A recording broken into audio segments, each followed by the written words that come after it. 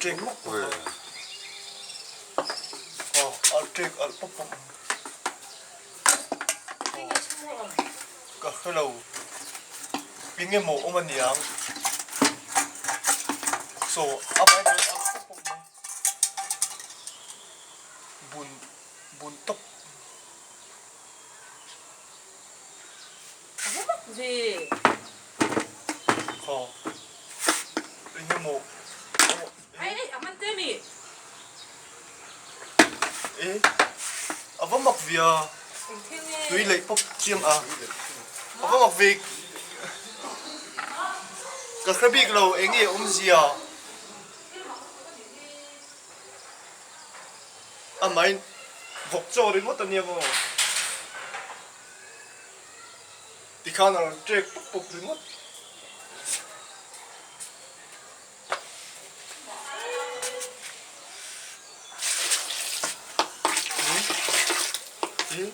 Là tung đến mất. Ý nghĩa gì nhỉ? So, nói lắm bằng không biết cái lo. Sang rồi. Sang. Sẽ chung là mua. Vẫn mắc về. Là trek bốc mày.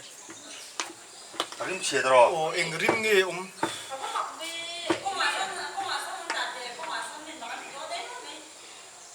đúng vậy.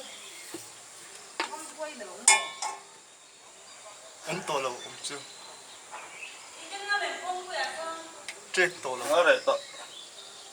To lâu. Bảy vết gì đi cả.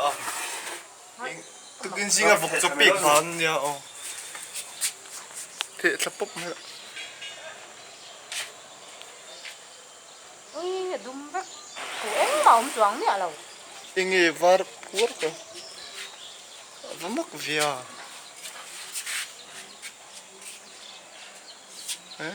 Ngày nay khi đã harap được. Makro.